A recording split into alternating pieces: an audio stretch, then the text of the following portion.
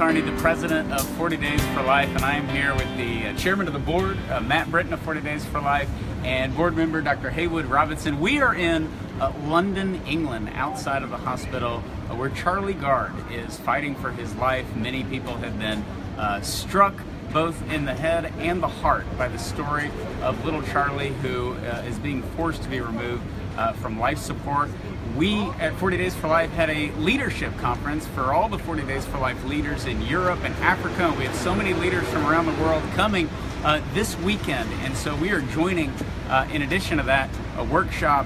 We are joining the prayer vigil out here for Charlie's life, praying for his parents, Chris and Connie, and raising more awareness to the injustice that's going on right in this hospital behind me.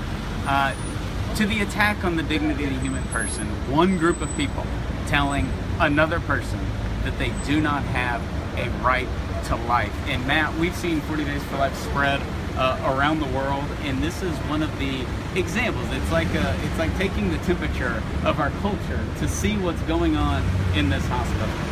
Yeah, and we're here in London, as Sean said, for the International 40 Days for Life conference. This hospital is called Great Ormond Street Hospital. My personal opinion, they might want to drop Great for a while and call themselves the Ormond Street Hospital. There are sick children coming here, and difficult decisions are being made. Very difficult, no one's disputing that.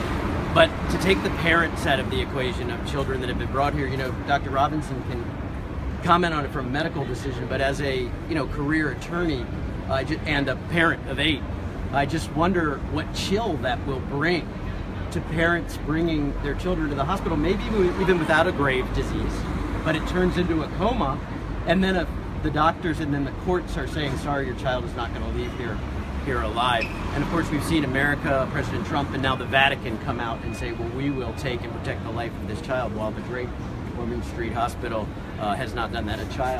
Children's hospital for sick children. I know it didn't directly answer your question, but it was on my mind and heart. Well, and you pointed out, and the world has pointed out, that in the court decision to end his life, the court actually said it is not in Charlie's best interest to prolong his life. Prolonging his life is not in his best interest. Prolonging his life is not in his best interest, and it just looks at, when you look at the West, and it's like, who do we think that we are doing this? Of course, we see 56 million abortions worldwide every single year, and if we can attack the most vulnerable, then we can attack little Charlie, who's in there being taken off life support.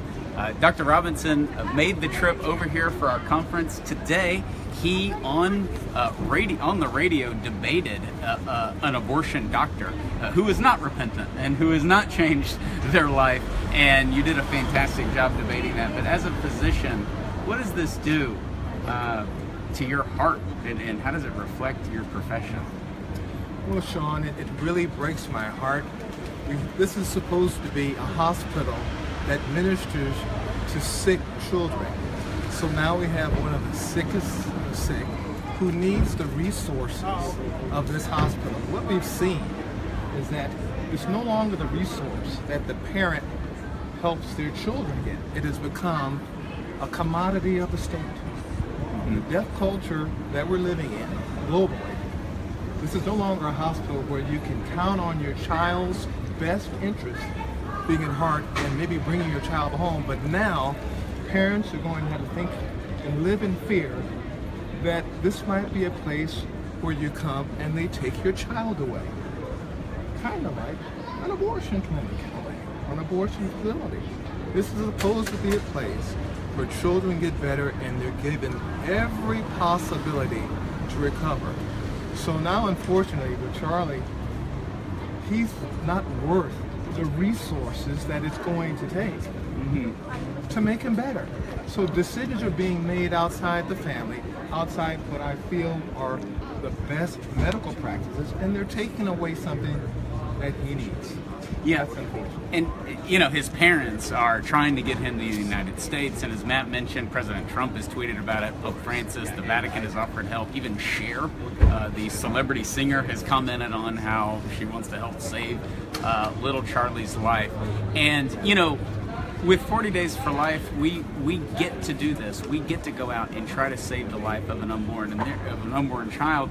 And with situations like this, there's still an opportunity for Charlie's life to be saved because so many individuals are stepping forward. And we encourage you to do that. Let this be a point. Let this be an attack on human life that changes you into action and into prayer. We just sent out a video showing the 86 abortion facilities that have closed following 40 Days for Life campaigns. 2 of those are right here in London, and if it can happen in London, it can happen anywhere. But today, and what this hospital reflects for the world to see, is the lie that we can dictate our will on another human being.